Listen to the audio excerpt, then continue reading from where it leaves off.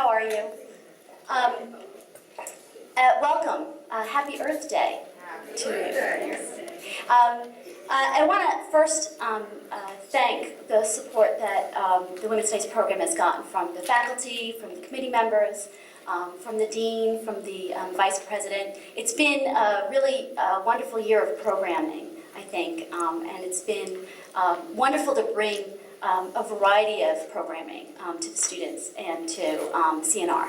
And so tonight, tonight's lecture is the Dowell Lecture. It was a lecture endowed by George B. Dowell in memory of his sister Elvira M. Dowell, a 1936 graduate of the School of Arts and Sciences. Our guest tonight is Dr. Falguni Sheth. She's the Associate Professor of Philosophy and Political Theory and a member of the Board of Trustees at Hampshire College. Dr. Sheth is author of Toward a Political Philosophy of Race, SUNY Press, 2009, in case you want to look. She writes and teaches in the areas of continental political philosophy, philosophy of race, legal and feminist theory. In her book, she draws upon the caste system, the hijab, and the framework of liberalism, as well as analyzes events pertaining to Muslims, Arabs, South Asians, to illustrate how populations are radicalized through impartial and neutral laws. As Woodrow Wilson Career Enhancement Fellow, Dr. Sheth was a visiting scholar in the Ethnic Studies Department at UC Berkeley and the Philosophy Department at the University of San Francisco. Most recently, she served on the Immigrant Rights Commission of San Francisco. She's also an organizer of the California Roundtable on Philosophy and Race, which will hold its 7th annual meeting in Chicago in October. Hello, I'm Jennifer Scuro. I'm director of the Women's Studies program, also a philosophy professor, and with a couple other courses that I teach and interdisciplinary courses.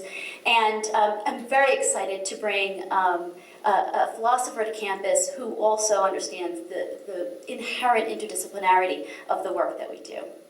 So tonight's talk is titled Insights from a Stranger in a Faraway Land, in which Dr. Sheth will be questioning the racist and sexist connotations of mothering and nurturance. And I have to admit, I'm so excited about hearing this talk because Dr. Sheth is sharing some new work with us tonight, experimenting with research that she had started years ago and is returning to for us tonight. So please join me in welcoming Dr. Sheth as our Dowell lecturer this evening.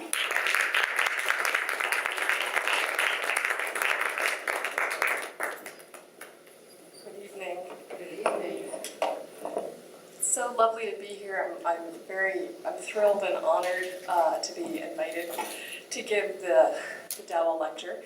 And I want to thank Professor Scuro and also the Dean and Provost and President for supporting this lecture, and all of you for being here on a very, very beautiful afternoon. Just a couple notes before I start. Just want to mention the context for this lecture a little bit. I met Dr. Scuro last May for the first time at, can everyone hear me? Okay. At a Philosophia conference in New York City, and we discovered that we both went to the same graduate program. We went to the New School, and apparently we overlapped, but as is the case often at the New School, you can overlap and never really know that because you tend to take your classes and then scurry elsewhere to do your work.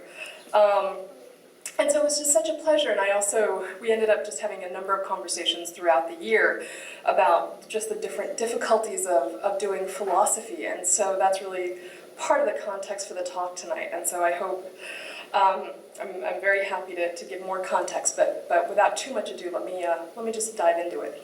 So the title of this talk is Insights from a Stranger in a Faraway Land. In a school where I was one of 3 kids who were not white, I was inevitably teased about my coconut oil braids, which reached down through my long winter coat, earning me the question, why do you have a horse tail? About my thick glasses, my generic Sears brand jeans, about why I didn't wear a headdress and do rain dances. In the famous words of the motel owner in Mira Nair's film Mississippi Masala, we ain't that kind of Indian. Today we would call that racism. Back then, my teachers called it bullying, but with much less weight than we assign to bullying today. My mother thought these were excellent lessons in having me overcome my gotchy self, my weak, soft, tender, oversensitive side. According to her, I needed to learn how to be Bucky, to be tough, shrewd, clever enough to deal with the insults and beatings. She did not sympathize with my concerns over the ever-changing cliques that take place in every grammar in high school. She did not suggest talking over my disagreements with the mean girls in class. She did not offer to talk to the parents of the kids who threatened to beat me up after school. Rather, she told me to buck up, get a thicker skin, and either learn to live with the insults or learn to insult back. Beat them up if you don't want to be beaten up, she would say. And she would warn me above all else to put my head down and focus on bringing home nothing but A's in my classes. The ad council will have parents believe that not talking with their kids increases the chances that they will do drugs or drink or smoke. The ad council should have spoken with my mom about drug prevention. My mom promised to break my bones if she ever found out that I did drugs. I decided that I loved my life too much to tempt her. Even in the context of a Hindu vegetarian household, where eating meat of any kind was unthinkable, I sensed that it was a lesser sin to be a carnivore than to do drugs. And so my teenage rebellion took the form of sneaking to the local Wendy's for a burger. The ad council should have also spoken with my mother about child rearing in general. In Hobbesian political theory, the Leviathan, the state, has a monopoly over your life because it protects you. In turn, you owe it fealty and obedience until such time that it can no longer protect you. As well, if you violate the laws of the state can kill you. My mother was intuitively Hobbesian. She ruled through a fearful respect, although I knew that she would never kill me. She might maim me, perhaps, but not kill. In our social contract, I owed her high grades, meticulous hygiene, responsibility for household chores, and admission to college. Otherwise, well, we knew that my life was not my own to do with as I wished, at least not then. I wondered why my mother never resembled the mother on Little House on the Prairie or on the Waltons, kind and gentle and almost always patient, encouraging me to do whatever I thought best because I was already imbued with a precocious wisdom. Instead, she managed the standard things that parents manage. Although that was not my language at the time. I believe the exact phrasing was, "Why is she always trying to control me? My clothes, my friends, boys who were forbidden, chores which were never done well enough, to grades which were never high enough." But she went even further. From the time I was 12 until the time I left home for college at 17, I was required to keep a clean house, care for my younger brother, and cook dinner for our entire family of four. For my Hindu vegetarian mom, that did not translate into making Kraft macaroni and cheese or grilled cheese sandwiches. Rather, it meant cooking fresh chapatis, rice, 2 vegetable dishes, and making dal from lentils every day, in addition to keeping up my schoolwork. During those years, my mother worked very long hours. She left early and came home late. And when she returned, she listened and negotiated my brother's and my concerns as needed. Who started the fight? Why did I get only a B- on the math quiz? Why wasn't the house clean? How dare I talk back to her?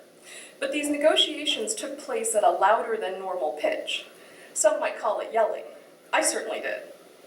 Our society does not glorify mothers who were not sweetly and cheerfully hovering over their children, like Nora Walker on Brothers and Sisters. I've gotten into TV lately because I have it for the first time. Or gentle and patient like Carolyn Ingalls on Little House on the Prairie. Rather, the expectation that mothers be kind and gentle and calm is so pervasive that women who deviate from this expectation are immediately seen as a part of a different human condition, one in which life is nasty, brutish, and short. The women of Hobbes's imagination were greedy and diffident or distrustful and fearful of being killed, so they had to be ready to defend themselves.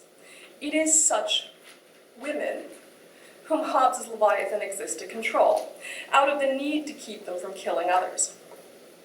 Certainly Mary Jones, played by Monique in the film Precious, confirms this vision for us. Her greed and distrust know no bounds. Her anger is a roiling anger.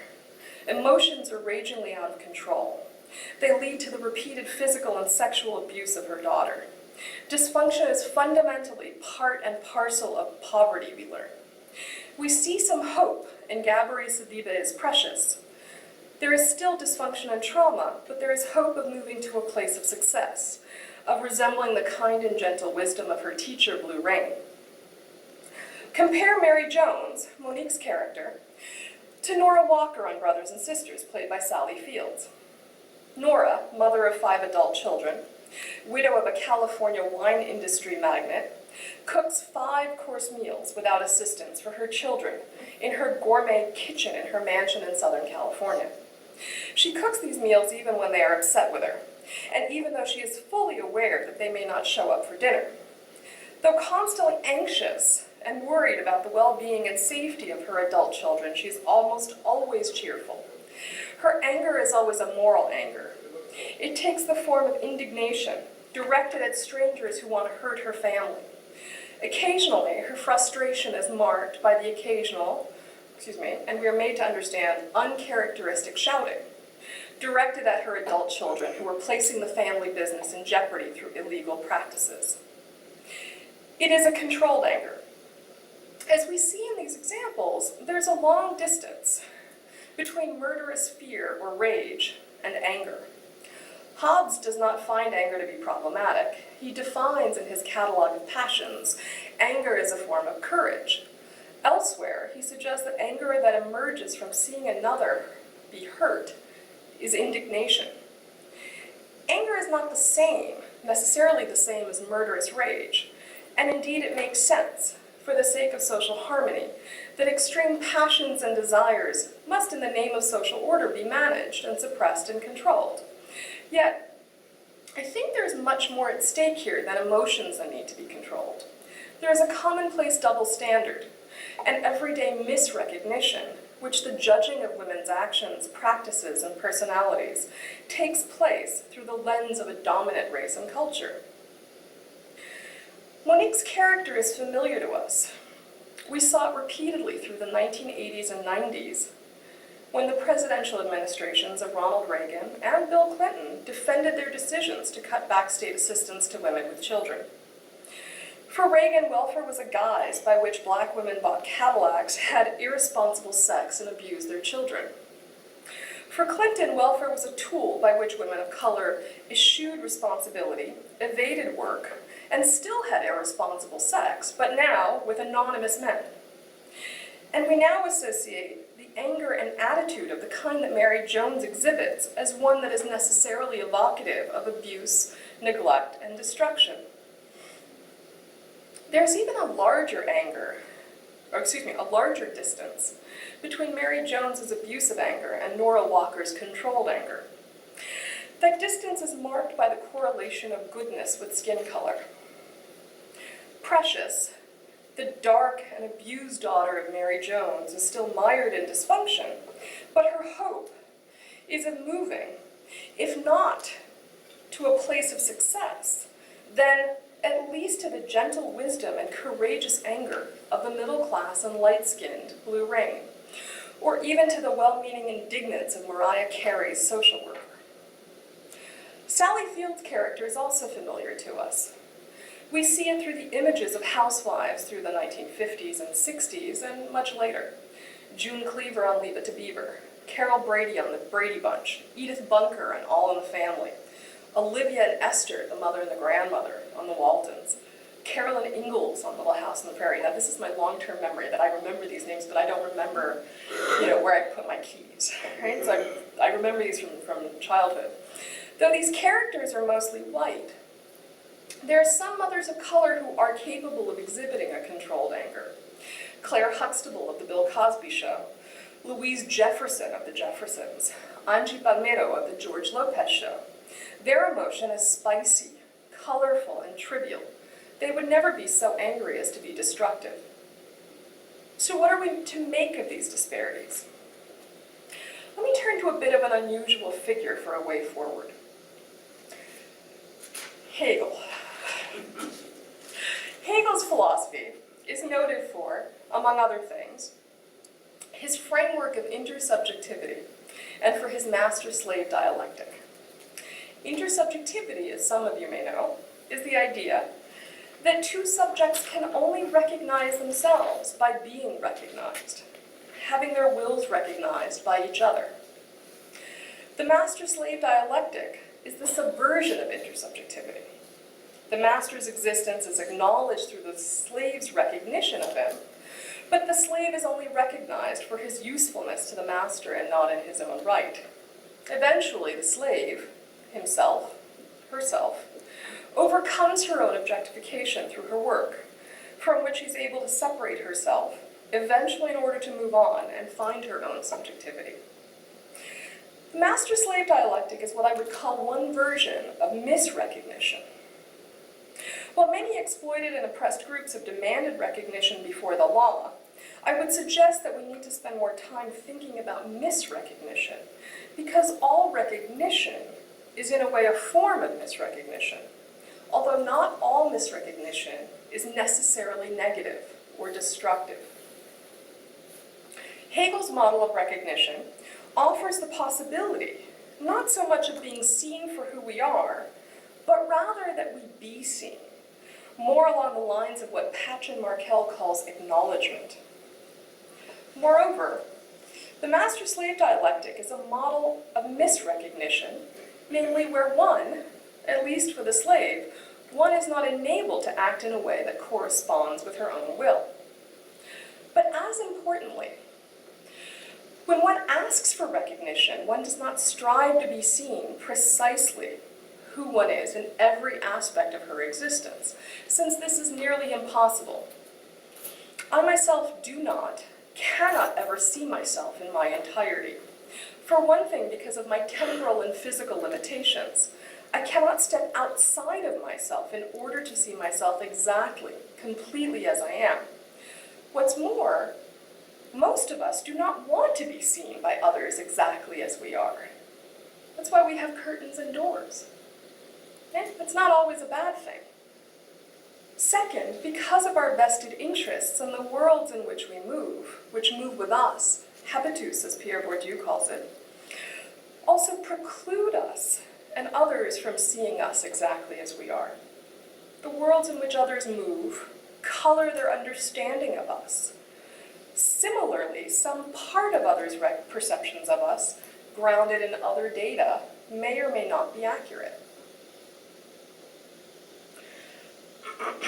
My mother's temper, her toughness, her long hours of absence during my teen years, could be read as indifference, neglect, perhaps even abuse, according to the well-meaning mothering frameworks described by multiple feminist theorists, such as Sarah Ruddick or Eva Kate.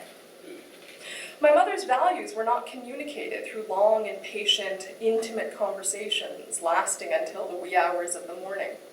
Rather, they were shared through high-pitched, high-decibel exchanges between her and myself. And they were not pleasant. Does that mean she hated me? That she would kill me?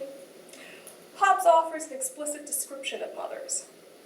They deserve custody of their children as long as they nourish their children, but not if they, and this is his phrase, expose them, which I translate to mean abandon them to the vagaries of the world.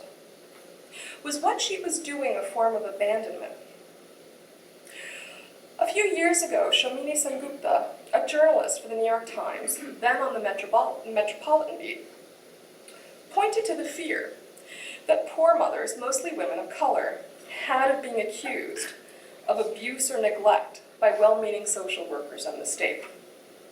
These mothers worried when their children were ill or hurt that they would be accused of not doing whatever it takes to protect their children, when in fact the illness or bruise was the result of some external factor, a neglectful slumlord who refused to ensure that his apartments were free of mold or exterminated regularly to minimize disease-laden rodents. or from disorders that are predominantly recognized now, more so than they were then, such as attention deficit disorder or autism. The thorny issue in this description is how those in positions of power or judgment read the phrase, whatever it takes to protect. In this case, these women were doing whatever it took to ensure that their children would not be taken away from them. And conversely, the well-intentioned social workers saw the bruises and illnesses, and perhaps even the avoidance of taking their children to a medical expert, as precisely not doing whatever it took to protect their children. I want to suggest that this is misrecognition in one of its most heartrending forms. I also think that we strive to be recognized for exactly the best of our imagined conceptions of ourselves. As Rousseau warns us early on, this is amour propre. Our egoism is our understanding of our best selves, the prettiest, the strongest, the most pious, the most democratic, the most just. In other work that I'm developing on misrecognition, I call this super recognition, because we want not only to be the best, whatever that is, but also to be seen as the best, the victor, the vanquisher, the hero. Often that is the site of tension in debates over recognition, namely that the demand for recognition is in fact the demand for recognition of what we aspire to be, or how we aspire to be seen. To make matters even more complicated, as many transnational feminists, Chandra Mohanty, Deepika Bar, Uma Narayan, Linda Martinoff, they've reminded us repeatedly in different ways that we ourselves generally do not agree on exactly what or who it is that we are. In fact, these reasons are the grounds for the demand for recognition, as well as the controversy over whether any given population is being recognized in some true or authentic or naked fashion, exactly as it is. In that light, then, we're often misrecognized because others don't necessarily see us as we see ourselves or as we wish to be seen. But we can also often be misrecognized because we don't accept the options, the categories that others in our community, our bosses, our students, the state, the world gives us in order to be recognized. And in that sense, we might be seen incorrectly or not at all. My mother, had she required public assistance of some kind, would most certainly have been under scrutiny by the state. But she did not. She and my father were sometimes comfortably middle class, sometimes uncomfortably poor. But they had social capital, including, among other things, family friends who were private doctors, who understood that my parents had every intention of ensuring that we would ascend socially and economically, in spite of the lack of family networks and consistent overwork, and those who shared their vision of discipline. And so, at least in her community, those who knew her most certainly understood her in a sympathetic light. But the women of Shomini's story were judged by agents who neither knew them nor their stories, perhaps because they didn't care to or because they didn't have time.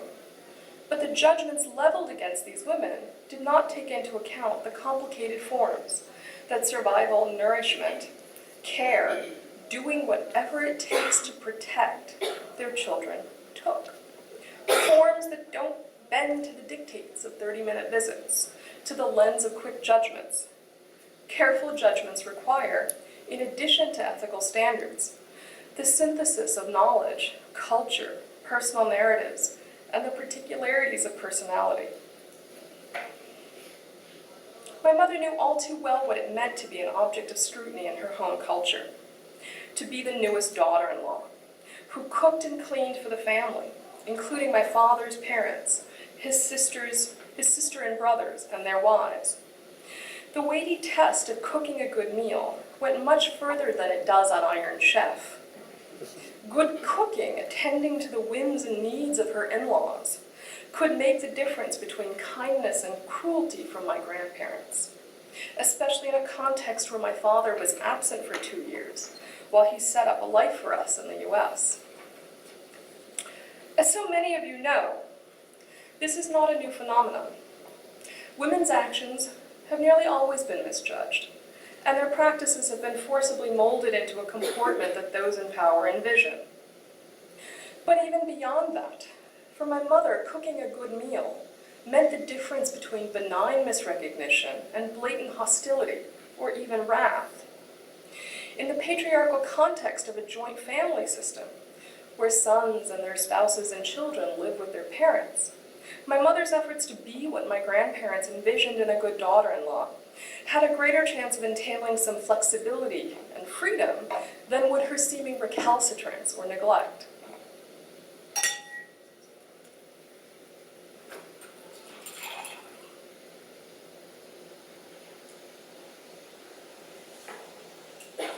And yet, being who she was, my mother refused to bend entirely. Some years later, when she, my father, and I were comfortably ensconced in our own home in the US, her in-laws came to visit for a few months. My grandparents supposed that they would resume their traditional position of authority in our house. She would cook and clean for them, in addition to working a full-time 9-to-5 job and caring for me. And she acquiesced for a while. And then eventually, tired and overworked, she balked. She challenged their expectations, although she continued to accommodate them to some degree. Yet, they soon left for India, puzzled and armed with stories about their recalcitrant daughter-in-law. She was equipped with the realization that she could never, contrary to her eternal hope, ever return to her home country. My mother, you see, was a reluctant immigrant. In India, she had been part of a community that she liked, in which she felt at home, and she thought she would be near it for much of her life. When she married my father, that plan changed nearly overnight. To migrate to a place where one has no desire to be requires more than the survival skills of willing immigrants. In addition to a quick intelligence to absorb the practices, habits, and expectations that face a newcomer, when one is unwilling to be in a place that one dislikes, there is a mental adjustment that must occur as well. One must decide how to exist in such a way so as to keep her core intact, while presenting a face that does not attract harsh attention. In my book, here's my plug, in my book, Toward a Political Philosophy of Race, I write about racialization as a process that occurs to populations who are judged to be threatening in some way. I call the perceived threat as that which is unruly, and that sign can be manifest as a skin color, as an accent, as a comportment, such as how one walks down the street, or what one wears. It is something that a public or state reads as scary in some way. There I speak of the unruly as something that pertains to subjects, individuals if you like, as part of a population that is formed. Eventually and collectively, this population will be seen as unruly under the eyes of a wary regime. But there, I don't talk about what the unruly is from the perspective of the subjects who appear threatening.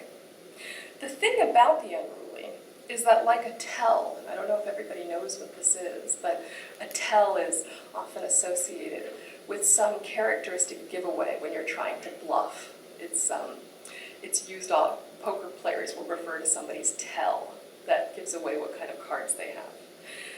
So the thing about the unruly is that, like a tell, it is neither deliberate nor conscious. Rather, it is some part of who one is that the world necessarily reads as dangerous. Similarly, my mother's unruliness was not necessarily something that she was aware of, but she was unruly for much of her life. In the patriarchal context in which she grew up, and in the xenophobic context of the US where she lived most of her life, she was unruly in the eyes of most of her extended family of in-laws, my father, and even in her own eyes, I believe. She needed to live her life in harmony with a society that didn't like her stubbornness, her self-confidence, her toughness, And while she tried to do so at some level, she couldn't live her life that way. She refused to bend to the dictates of the society into which she moved. My mother always dressed neatly, but she was barely fashion conscious under any circumstances that were not temples or weddings. She wore clothes that were 20 years old. After nearly 40 years in this country, her accent seemed to be as thick as the day she came. Although she was a public school teacher, she wore saris to school frequently, even after she'd been turned down from jobs because she went to interviews wearing saris.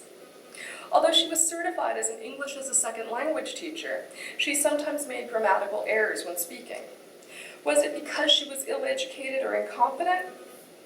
Perhaps, but I tend to think that she knew better and didn't care to exhibit that knowledge. This was her form of resistance to a society that would only approve her if she appeared to be like them. I think that kind of resistance requires a certain toughness in the face of what will most certainly be a loneliness of misrecognition for folks who refuse to accept the options as the larger world presents them. We can read these folks as being terribly dangerous, as we do women who choose to wear the hijab, as an act of political resistance in the face of a war on Muslims, even as they're kicked out of soccer teams in Canada, out of public schools in France, and out of the category of reasonable individuals internationally.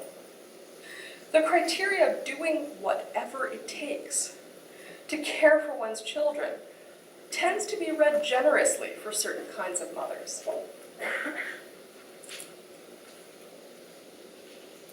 Thus, in Live Through This, a mother's memoir of runaway daughters and reclaimed love, we read the tale of Deborah Courtney, a former correspondent for Newsweek and divorced mother of 4 daughters, all of whom moved from Arizona to Oregon. She tells the story of her oldest 2 daughters who lived on the streets for years and became heavily involved in drugs and other risky and dangerous activities. Courtney searched for them for years. She never lost custody of her daughters, neither the 2 older runaways nor the younger 2 who lived with her.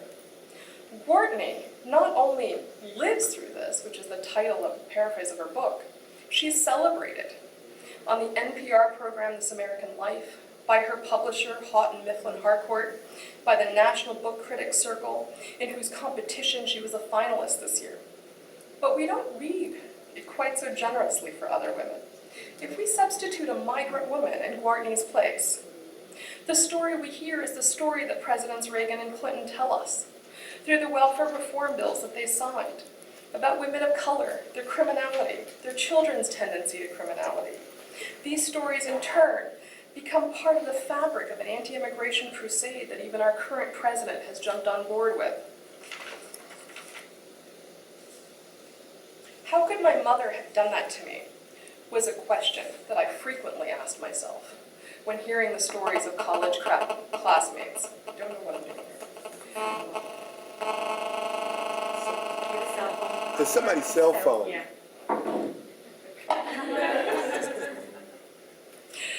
How could my mother have done that to me? Was a question that I frequently asked myself when hearing the stories of college classmates who spent their teen years in various physically and intellectual stimulating activities: tennis, chess, swimming, mock United Nations, dance, traveling. How could she have made me care for my brother and take care of an entire house for 5 years? One part of the answer was, economically, socially, she didn't find other options attractive, such as paying for a Ferengi babysitter, who might or might not care for us, who might spend the afternoons babysitting us through television and introduce us to goodness knows what kind of corruption, boys, drugs, backchat. But the other part was that she was teaching me how to survive, cooking a good meal, learning to be a good caretaker. These were, in her experience, crucial skills for survival. In my life with another, possibly even in a life where my home was full of in-laws. How could she have done that to me, I asked myself, when reading feminist treatises about maternal thinking, about the care and gentle patience, the reflective wisdom of mothers who cared. We knew they cared because they didn't scream at you. My mother screamed at me. She didn't run to hug me when I complained about being chased home or being teased by the mean girls. She didn't kiss me and tell me I was the best daughter in a world where I was feeling insecure about my looks or weight.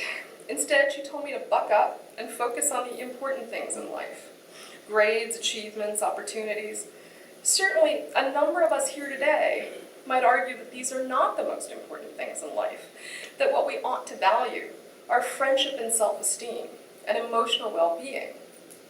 But my mother, who grew up while confronting the possibility of not having enough to eat, who lived parts of her adult life facing the fear of not being able to pay the mortgage or feed her children, sometimes because of her unruliness, prioritized toughness, quick-wittedness, the ability to find and seize opportunities over kind and gentle nurturance, over sweet emotional bonding moments.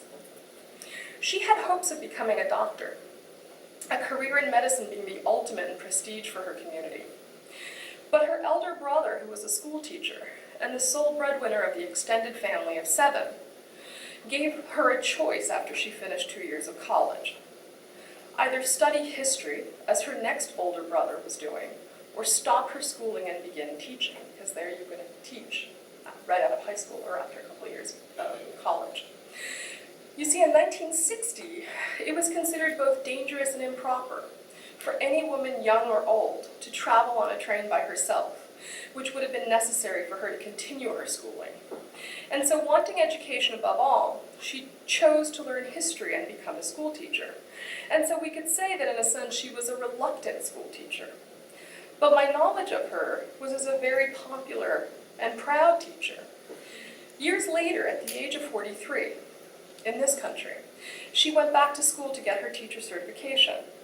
That she had 2 master's degrees, which would have allowed her to bypass that certification, was a matter of indifference for the school board in New Jersey.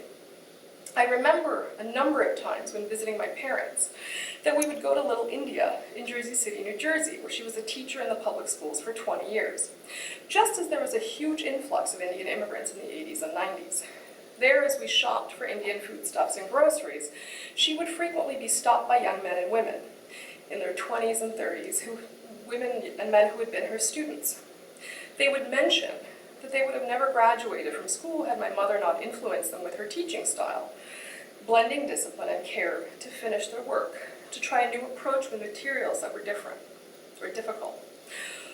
All of these young men and women had graduated public school. Some of them had grown up to be accountants and doctors and teachers themselves.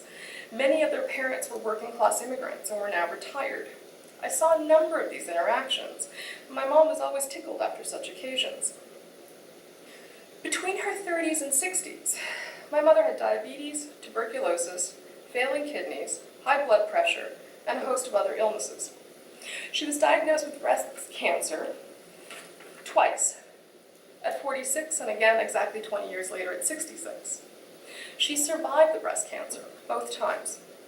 Neither time was I by her side. Both times she had refused to allow me to be there, wanting instead for me to attend to other priorities. The first time college, the second time my book. She was accustomed to surviving and usually doing so on her own terms, but without fanfare or fuss.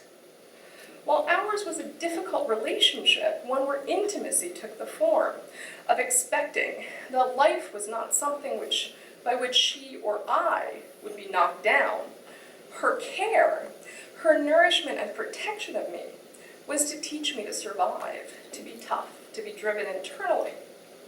I don't necessarily recommend her model of mothering, but I don't condemn it. I can see how easily she can be misrecognized as someone who did not love her children because she did not exhibit the characteristics that we associate with good mothers. After all, I did that too.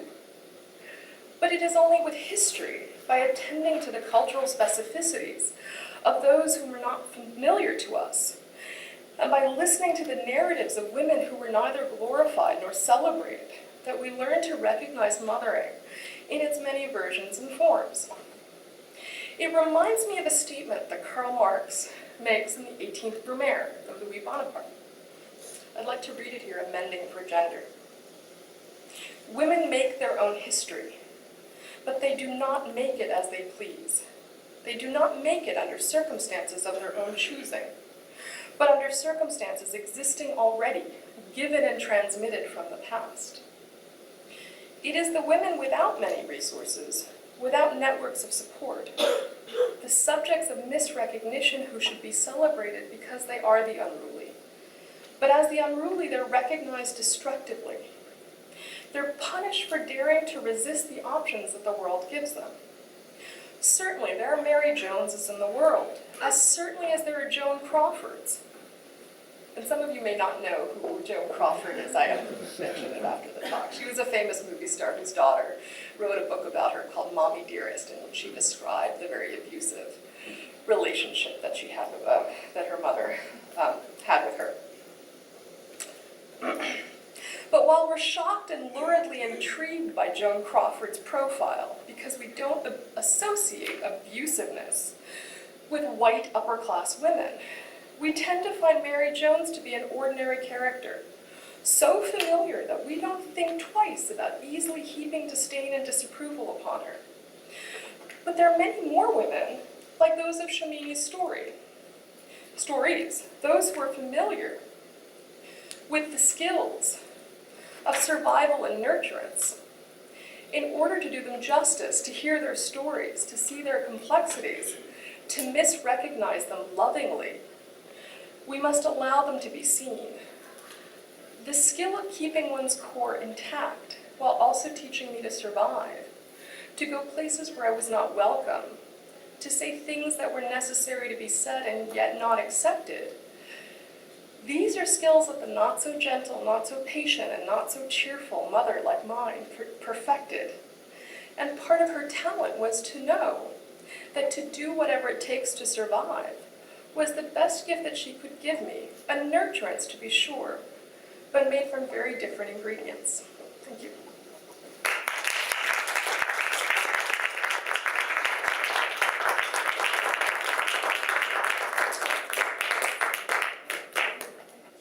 I'm happy to take questions. And, this is, I recognize the limitations of listening to someone interweave personal stories with something larger, but please understand that this is open for critique in the fullest sense of the word.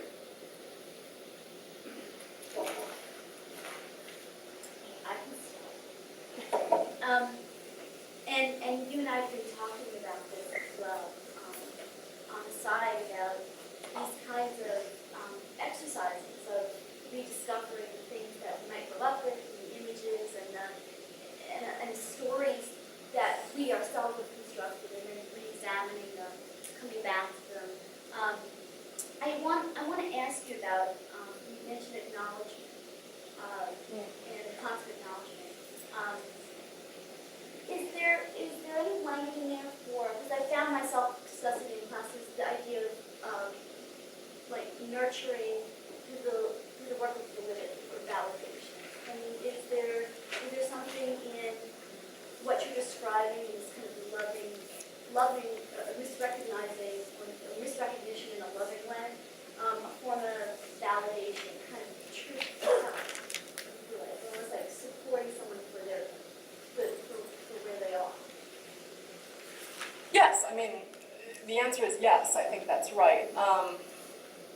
And I suppose in a way that was kind of what I was gesturing towards when I suggested that she really wanted me to prioritize my work, other things that were important to me. That I think there is there is a way of there is a nurturance of truth telling, right? And it almost in a way comes back to Aristotle on friendship, right? On certain kinds of friendship, right? True friendships, as he describes them, as being those where you tell your friend the things that they don't want to hear. And those are very difficult friendships as well, because they're not about flattery, they're about kindness and a nurturance, but certainly not about a kind of pleasure. So I think there is a space in there for it. I'm not, in the larger kind of theoretical apparatus, certainly the case. I'm not sure if I answered your question. Yeah, and just thinking,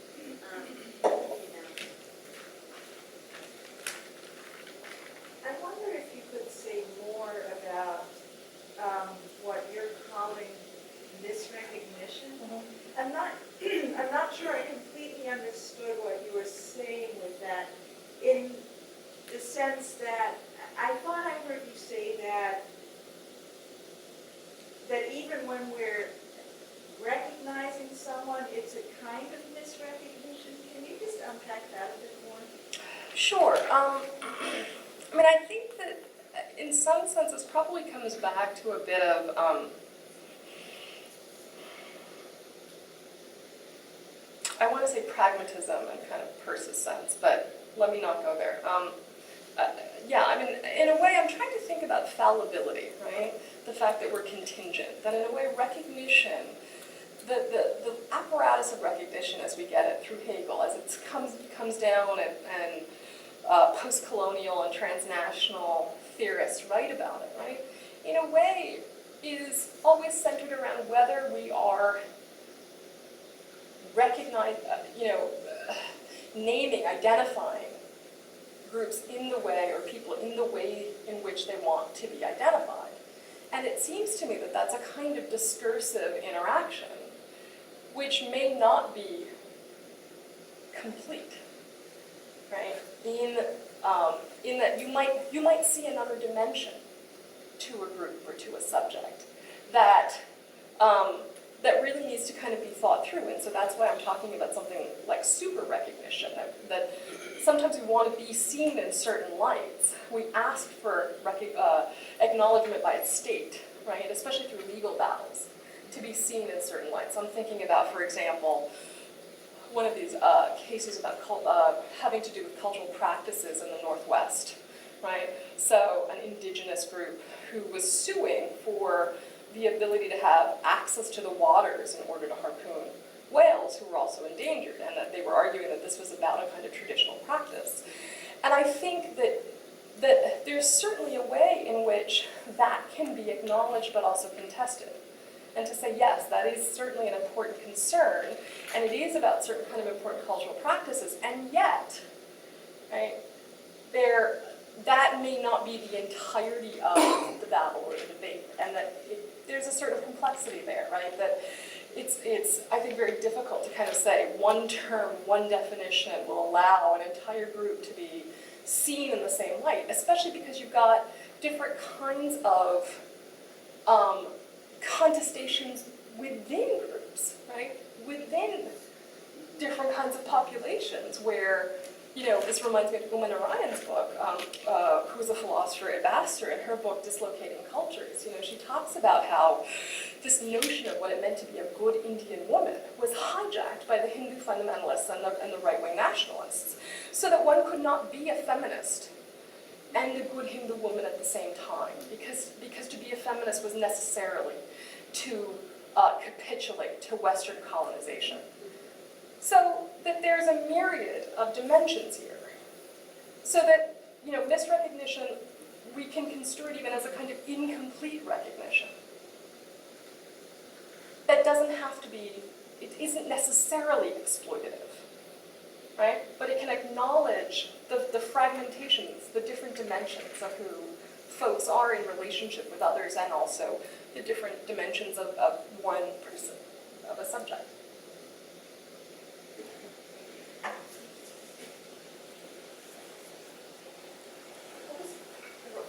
I know that you were talking about your mother, and that's the focus. What was your father doing in the family? Was your father more nurturing, or was he more separate? And I was really curious. Yeah, I mean, I really left him out of this conversation, and you're right that I suppose for the purposes of a more accurate misrecognition, one should bring that in.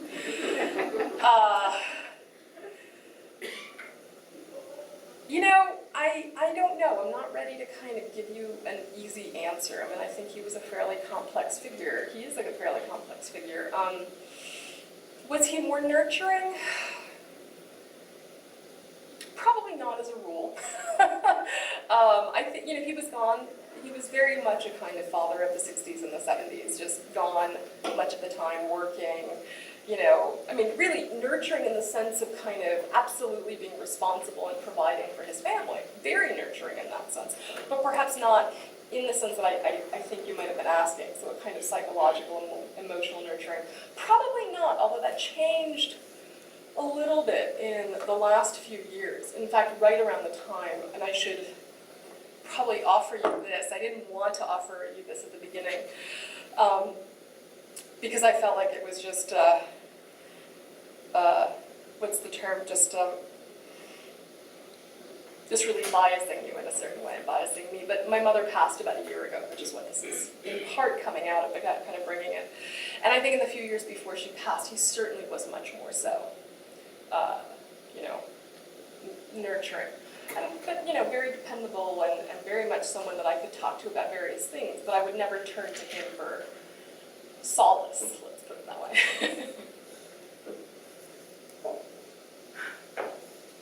Well, I was looking to see students that I have from the Women, Gender, and Power class this morning, of which there are a few, looking to see if they were going to say something. But because this morning we were reading, and I wondered if you were familiar with this or not, but this morning we were reading an excerpt from an essay by Bell Hooks about this exact sort of thing, in which she talks about, I think it's called Learning to Love, something like that. I'm not sure exactly what book it's from, but one of the things that she's talking about is the way in which, within African American culture, mothers who had, of course, for generations, she's placing it back in terms of slavery, which touches on some of the things you were talking about, in terms of being able to survive, and the things that they wanted to transmit and teach to their children for survival had much to do with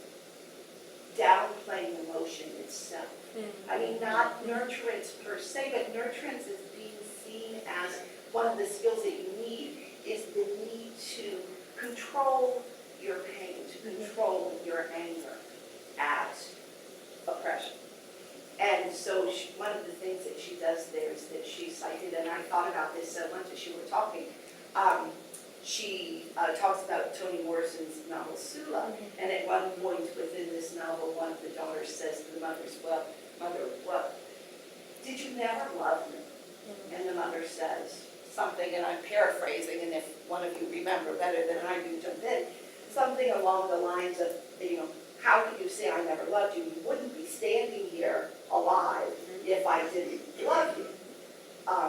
So I just wondered if you were familiar with that writing of hers and had thought about that in terms of, some correspondences. Well, it's interesting that you're asking this question. I mean, I was actually, as I was writing this, reading Killing Rage, right? Where she talks about this incredible rage at the way in which she and her friend, and this is how she starts the book, this is Bell Hooks, the way that she and her friend are being misread as they're rushing to board a plane, and they were being upgraded in their seats, and they created such a fuss because the airline people were being really uncooperative, and so they contacted the manager of whoever the manager on duty was, and they managed to get their upgrades. But she said there was such a murderous hate in the faces of the airline officials who were being forced to upgrade them, so that when they get on the plane, they realize, because that there's a white male, as she describes it, who insists that they take in his seat. And so they're necessarily, her friend is necessarily ushered back into coach. And it turns out the boarding passes were not filled out properly, and there was never a kind of, questioning about who was right in this case. And so she says, I'm writing this as I'm full of a murderous rage at the passenger next to me. And, I think, to kind of connect this back to learning to love, there's also, it's very interesting that there's certain kinds of emotions which need to be controlled, right? And so pain, right? A certain kind of sadness, a certain kind of pain has to be controlled. And yet, for example, there's a certain kind of anger which has to be controlled not for the same kind of survival, right? But really because of the ways in which women who are angry, especially women of color who get angry, are misread by the larger world. And so what's fascinating to me is I'm looking through as I was writing this, looking through accounts of anger, and I'm finding very few written by white feminists, right? Mostly I find them written by feminists of color, so bell hooks. Marilyn Frye has a short piece, and Maria Lugones writes about hard-to-handle anger and how and why it's not acceptable, because it really undermines your survival. And so yes, I mean, in a way, that's really what I'm trying to gesture to, but also to kind of distinguish, right, different kinds of emotions, those which are accepted, under what conditions are they accepted, and when are they not, and when are they necessarily misread as a sign that the woman in question is being irrational or mad or strange, right? So kind of coming back to Looney Vintro, Kate Millett, who writes about being incarcerated in a mental asylum by her parents because they discover she's lesbian. And so she's subject to lithium and electroshock treatments. And she's so angry, and yet she's been drugged. She's not allowed to speak about that anger. And she's only finally released after she tapes the doctor confessing that there's nothing wrong with her. And she has to sign a release saying she'll never talk about it, which she immediately violates. But it's a kind of, you don't get to engage in backlash. You don't get to engage in revenge, which is also a kind of, right, it comes out of a certain kind of courage, right? Courageous anger, as Hans talks about. So anyway, I mean, I don't know if that really directly answers it, but it sounded like some of the discussion. How do you control the emotion? I'm sorry? How do you control the emotion? How do I personally, or does one in general? In general, or you? I don't know. I mean, I think probably we each have different decisions that we make about this, right? We decide at what point we find it important to control our emotions, and at what point we decide, well, this is probably not the wisest thing to do, but I'm going to get upset anyway because I need to make somebody see my side. And so I'm not sure that it's necessarily a good thing to control our emotions all the time, or even some of the time. I think it's always about context. When do we find it important? And also, also there's always the question of how is the public, right? Those who see us when we are not controlling our emotions, how do they see us, and will we be punished for it? I think that might be a more fruitful question, right? In the sense of, well, are we going to be punished for this, for being angry? And maybe trying to think about changing people's perceptions about how they read us when we are being emotional. Yeah? So from learning from your mother how she treated you, has that affected any way of how you treated your children or would have treated your children? I don't have kids. I mean, I probably have hundreds of kids, and they're all college-aged, or traditional college-aged. But I don't have kids. I think it's a really important question, because this is absolutely one of the things that I think about as I'm teaching. And so much of this, right, comes out of, as Jen and I have been talking about for the last year, it comes out of the anguish of trying to accept who it is that we are, while also saying, well, we could have handled this in a different way, we could have done something different, whether with anger as an emotion or insecurity, right, which is also something that tends to plague women much more, right, or at least is being studied as in that kind of context. And so I think it does. I mean, I think, I like to joke with my students that I've become kinder and gentler in the last year. I don't know if that's true, I don't know if they agree with me, but certainly, I mean, I teach at a college, Hampshire College, which is kind of self-described as a progressive college engaged in social change. And it's all about being independent, being self-driven in your education, deciding what you want to study, and then the faculty are there to help you pursue that. And I think that's really admirable. And there's also a part of me that's, that's really very much not on board with that, right? And I think part of it might also just be, the difference in college goers of 30 years ago when this college, or 40 years ago when this college was started, and college goers today. But I mean, I also think that, I very much have that sense of discipline in the classroom, which is really unusual among my colleagues. And my colleagues are very generous people, and they're very supportive of it.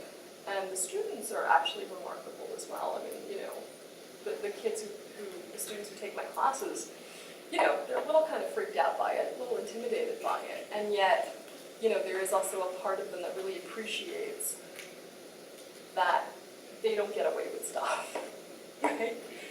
But that's always a kind of negotiation. I mean, it's always about a self-reflection, and I mean, I'm sure that my mom reflected on it, and it wasn't something she was going to share with me, right? And so this is really a process of trying to learn how to read her more generously than I ever did before. Have you ever thought about the difference between your grandmother and your mother? I'm sorry? Was the style between your grandmother and your mother different? Do you think she grew up in an environment where her grandmother was the key to grow up, or having tough skin, or was it different between you, like your relationship with your grandmother? I didn't know my mother's mother, because my mother was here, and my grandmother died when I was about 8, and we had made a couple trips back and I got to know her, but she was fairly old. She was, she was about 88 or so, and so she was fairly elderly by the time I met her, or not met her, but really spent any amount of time with her. And so I don't know, because my mom was the youngest of 6, and her father died when she was 10. And so her brother took care of the family. And her brother was actually not the oldest, he was the 4th in line. So he took care of a family of his wife, his daughter, my mother, her brother, and a couple sisters. And in the context of 1960s India, actually this would have been 1950s India, he was responsible for marrying off his sisters.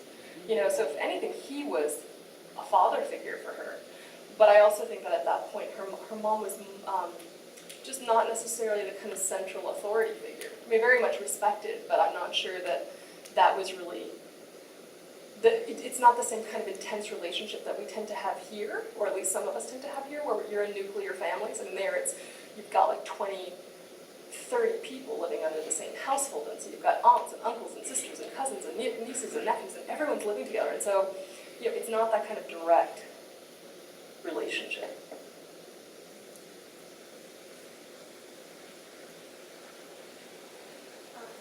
Just a little bit about, and I did it a little in my classes here and there, about care ethic, the idea of decision-making in gender based on like justice versus care, and thinking a lot about the ways in which, as we get educated, as we learn about the world, as we revisit things that have been traumatic in our past, we think about the ways in which we were raised, and then re-examine them, reread them more generously.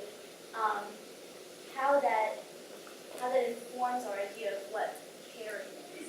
I think you mentioned it when you're talking about teaching and caring for your students. But I'm just wondering if you have any thoughts about just that language about care and women having been really the primary caretakers, that their roles have been really kind of fulfilled in their work, the labor of caring. Well, yeah, I mean, this was my dissertation. So, or at least part of my dissertation. I was writing about work in my dissertation, and it came out of an anger about the 1996 Welfare Reform Bill, which really, in my view, unfairly punished women of color, kids, because it required them to work as if they weren't taking care of kids. And so I set about to try to do some kind of genealogy on different kinds of work. And there's a lot of literature on care work that it's really proliferated. I might not different kinds of feminist circles, right? But I mean, I think among kind of a larger discipline in general. And I think it's very important to kind of talk about care and care work. And one of the concerns that I have there is that, again, it's a very stylized model of care work, right? So it's about a kind of direct provision, right? So service providers, caregivers, professional caregivers, or else often women in these kind of direct roles. And so I don't think it necessarily has to be that way. I mean, I think it's possible and important to kind of think about indirect models, in structures of care. So Carol Stack in 1980 has this lovely book called All Our Kin, which, where she's talking about different kinds of families, and in particular talking about the kinds of relationships that African American families in the South and in the North had in terms of kind of their relationships, trying to keep their families intact even while folks were migrating after the Civil War, migrating to the North, and the ways in which different members of the family, right? These were joint families, these were extended families, and so you would have uncles and nephews and all different kinds of family members who were involved in the work of care, right? So an uncle babysitting you or taking you out to play so that your mom could go shopping or something like that. And I think that there's not enough attention given to the unusual. See, and they're not unusual, and I think they're very common forms of care, but they're common in families who don't follow a traditional nuclear family structure. Right? So Dorothy Roberts, for example, has a number of, she's a legal theorist who writes about the ways in which the bodies of black women have been penalized by different kinds of laws. But she also writes about different kinds of kinship relationships, and so she has a couple of law review articles where she talks about grandparents finally being allowed to adopt in the state of Connecticut, adopt their children, right, or adopt their grandchildren, which was so difficult until these laws were passed, and she was a big advocate. But it's so unusual because it's so particular to certain communities, so to migrant communities or African American communities, right? And those are the ones that I think really need to be kind of brought out in order to enrich the literature and the conversations that we have about care, because they really pertain to a lot of folks who don't fit in to a traditional nuclear family structure with all the class implications as well. It's actually really kind of almost like a narrowing of targeting of care. It's not something distributed among the community, but really kind of just a particular functional member of that community. And that's really the role of the mother, and that's what ends up happening. Like I said, I like the stylized Well, and as often tends to happen, you have certain templates stand in for everyone, right? So this becomes a kind of model of care for all families everywhere, to the point where we now have backlashes against families who don't fit this model, right? I mean, same-sex relationships, or different kinds of adoptive family relationships, right? But the idea that it's stylized opens up the possibility that there can be creative reformations of that community care in a way that can, make it not just a set of backlash. I think that's part of the reason it's stylized exists. Because I think when it doesn't have that kind of creative interpretive aspect, it becomes something that you have to fight against. It becomes a rule or a dictate from elsewhere. I think that's right, and there's a couple of things there. I mean, the first is that you have to have a community of folks who are open to that possibility, which I don't think was the case 10, 15 years ago. And that might be changing now. And I think the second thing that you need is, to kind of, or one needs, is to have, women of color, right? Migrant women of color entering these discussions forcefully, and to say, look, this discussion does not represent my experience, and that doesn't mean that that's dysfunction or that that's an exception, right?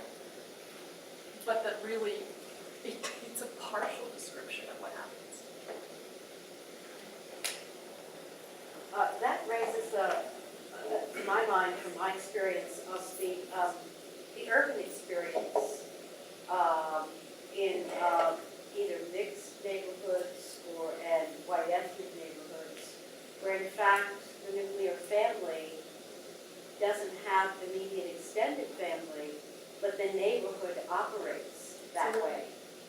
And that if more of those experiences could be shared, then the models would really break up because, I mean, my father worked at nights, and he'd come home and tell my brother what he was doing and who he was hanging around with that he told him not to. And he said, you think I'm at work, but I have eyes at the back of my head. Right. And so you do have, you do have that function. Because sometimes I think we make a mistake about kind of stylizing the nuclear family and, constructing it and constructing, the extended family. And I think that that communities are much more fluid, and there are functions that have new shapes in different classes. Certainly this would be a working class community. And even in kind of university communities where you have, again, professor types who have formed these fictive families where the functions are filled. Absolutely, and so you're also pointing, I think, to another kind of lacuna in literature on work, right? I mean, this is work that's done by communities, right? You'd have neighbors watch your kids if you were working late, and you couldn't afford a babysitter. They would go and play at somebody else's house, or everybody would be kind of keeping an eye. This is a kind of civic work that we take for granted because it's not compensated, because it's informal, because it doesn't have these stable structures, right? And yet this is precisely what allows folks to do the things that they have to do that don't fit these narrow models of care and nurturing, and what allows kids to grow up and be safe, right? I mean, yeah, I totally agree with you. And in fact, that was the last chapter of my dissertation, was to kind of have a call to come back to that. That kind of work. You're right.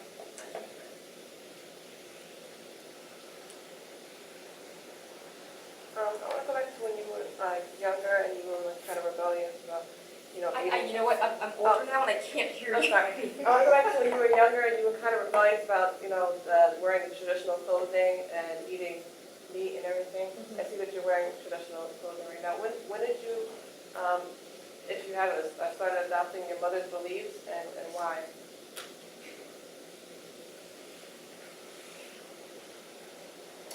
I don't know if I can say when. I mean, I think a lot of what I do comes finally from, not just a position of defiance, but a position of feeling comfortable. Whereas, when I think, my mom would want me to wear these things when I was out and going to, graduation ceremonies and things, and I just had no patience for it. I was like, and part of that was feeling vulnerable and insecure and trying to fit in. And my mom really, dealing with that same question in very different ways, and so not really being able to see that for me. She did see it, and it was fine, and I could, wear the things that I was comfortable with, but it never stopped her from pushing. You should do this, you should be proud of your heritage, et cetera, et cetera. But I think a lot of that only comes, I grew up in a neighborhood that was mostly white. I was the only Indian girl. This was way back when, right? Early 70s, mid 70s, in in New Jersey before there was Edison, New Jersey, before there was a little India, when no other Indian kids in the neighborhood, and feeling like I wanted to fit in because I was being made fun of, right? Because I didn't feel very secure. And then I went to college and I discovered other folks who looked like me, and they didn't seem to have the same insecurities as me, and so I became a little bit more comfortable. But I mean, I didn't start wearing salwar kameezes, and this is, it's very much, not to point attention to my couture, but it's very much a kind of a simile, right? I'm wearing pants and this top. I'm not really, but I think part of that is also that, cultures are also flexible, right? They adapt. I mean, my mom's version of Hindu was not the same version that is in India today. It's her image of what her culture was like 60 years ago. And so cultures change as we change and we adapt to our environments. And so I don't know that there was ever a moment where I said, gee, I'm going to do this, now in honor of my mom. I don't think it was about that consciously. I think it was just, I finally found myself in a space where I felt comfortable enough to do that. That I wasn't going to be misjudged for doing this. I found a community of friends who were not Indian, right? A lot of Boricuas and African Americans, right? Who were perfect, who really encouraged me, but just accepted that we were all kind of bringing different things there. So I think it came out of finally having a job where I felt secure and I could do things like this. So I don't think there's a moment. I think it's just what feels comfortable when. So when I was first looking for work all through graduate school, you would never find this stuff. I mean, a lot of these kinds of choices have really been over the last couple of years as I've been going to India more, which I didn't do for 20 years. Yeah.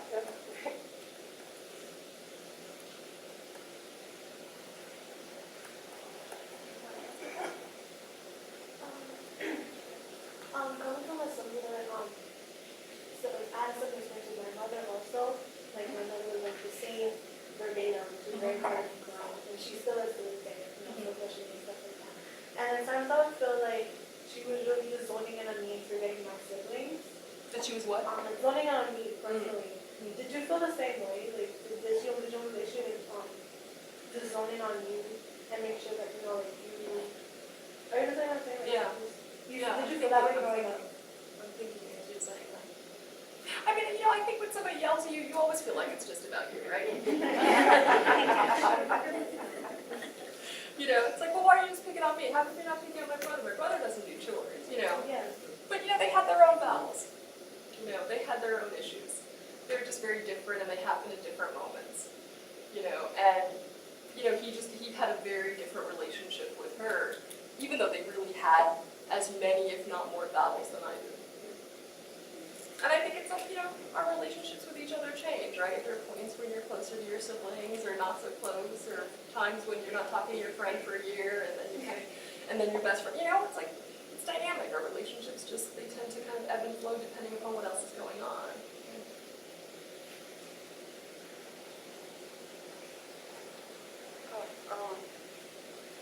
When you talk about racialization, you said something about perceived threat. What did you mean by that? What did I mean by perceived threat? Yeah, so what was the perceived threat? What I meant by that is that I was trying to find a category, right? I mean, that's kind of what apparently we get paid to do, right? Is to kind of think about categories in a way.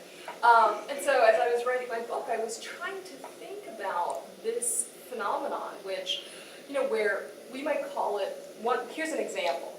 It's not, we wouldn't call it the same thing in every case, but racial profiling, right? Where somebody is, is stopped because they're black and male, and they somehow, right, look like they're in a neighborhood where they don't belong, or they look like they're doing something which they shouldn't be doing. And there's no proof of this. It's just a suspicion. And part of that suspicion comes out of already reading what it means for someone to be African American and male in a certain community or driving a certain kind of car, dressed in a certain way, right? So that they're perceived to be threatened. Now, I use that example because it's really popular, right? I mean, you're nodding as I say it, so even you recognize the example, right? But I think that same phenomenon happens in any number of different contexts. So I started writing my book after 9/11, and I'm not Muslim, but I was interested in what was happening with men who were perceived to be Middle Eastern after the attacks on September 11th, right? And that men who appeared to be Arab or somehow were read to be Middle Eastern, right? Whether or not they were, they might have been Latino, right? They might have been American, Palestinian parents, Christian.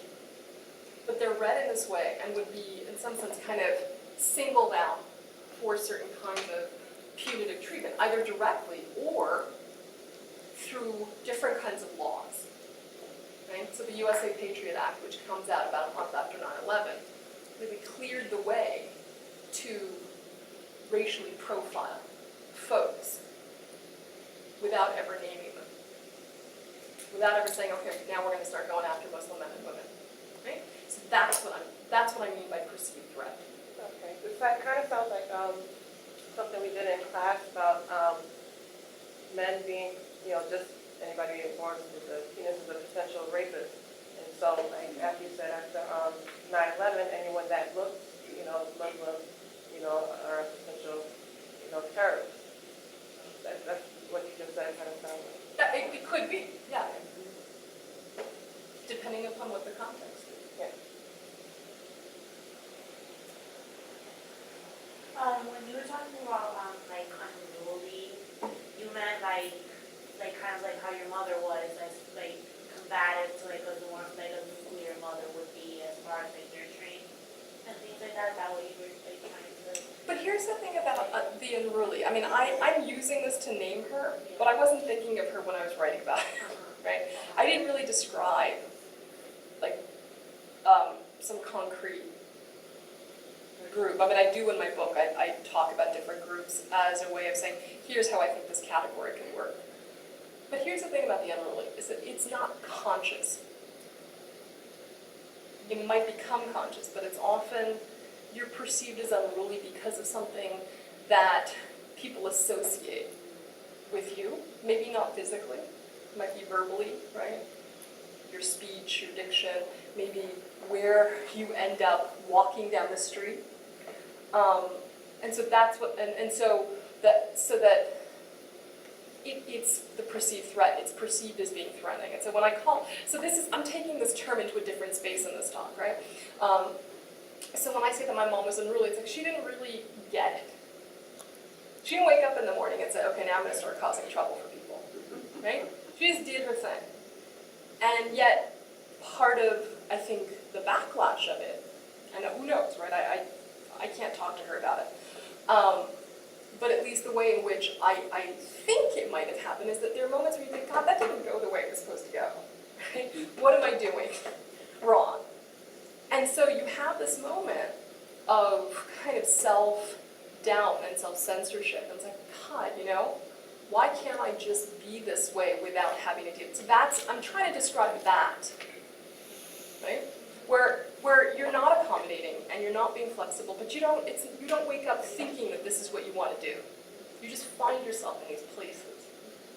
But I do agree that just with minorities in general, because I do my internship at the Bronx, and I'm a social work major, and I do feel like if you don't look at the whole picture of a parent that comes in with their child that hasn't come in 6 months when they were supposed to come 3 months ago, you automatically perceive them unconsciously as, irresponsible, neglectful, even though you need to, you find like when you teach social work, you need to think about, well, what made her not be able to come, like what was going on? Did she have to go to work because her welfare to work program told her that she had to work and she couldn't take her child to her, their doctor's appointment? So I think I think that that's just something that they need to be well aware of, just because I was never exposed to that type of population growing up or until I became a social work major. So I automatically, before I became a social work major, automatically thought that that's exactly what it was, that they were doing neglectful. And they just were just too busy to take their children. But now I see that it's like a bigger picture. And my mother, she's very nurturing and very combative. She's very tough-loving, and I'm very tough-loving. I don't have any children, but you know, if you fall into it, I'm that person. Get up, stop crying. You know, what's the drama? But I do see how you're taught that in different areas of context where you live, where you come from, like your mother, or like different minority groups where you have to, what you were talking about precious, about poverty, you have to struggle so that you unconsciously teach your children to be tough and teach them that this is the world that we're living in, and this is how, you know, unconsciously I'm going to teach you how to deal with it. Because if I treat you a certain way, you're going to think that the rest of the world is that way, and it's not. You know? So how did you discover that your earlier perception needed to be fleshed out? Just from actually doing the research, doing the work, and seeing what actually was the reasons why mothers weren't taking their children to appointments, because I work at a specialty clinic. So why they weren't taking their children in the first place, being able to talk with the mothers, which you were talking about the different policies and how you listen to it and you automatically assume, oh, that's what they must be doing. If that's why you're making a policy that's making them work, because you're automatically assuming that they're not taking care of their children. And so you're Or that taking care of their children is not work. Yeah, exactly. Or taking care of their children is not work. They don't work all day. What are they possibly doing? So I thought that was something to think about, because if you're not in some type of a major, or if you're not self-aware like that, you would automatically assume that just because why would they make a law about it if it wasn't a problem, you know? So it's something to think about as far as, you know, me not having been exposed to it. I had totally agreed. Yeah, you know, your kid is in school all day. What could you possibly be doing? But now I see that, oh, you're running around, you have to get prescriptions, you have to make appointments, you have to make sure that your child's IEP is right, things like that. And I feel like that's something that you become consciously aware of later on. And that you automatically see a mother as unruly because, oh, she's not taking her kid to her appointment, but you don't know. You know, she's not that type of mother. She's a different type. And so then you know that the law needs to be changed. Yeah, exactly. That's great. Thank you.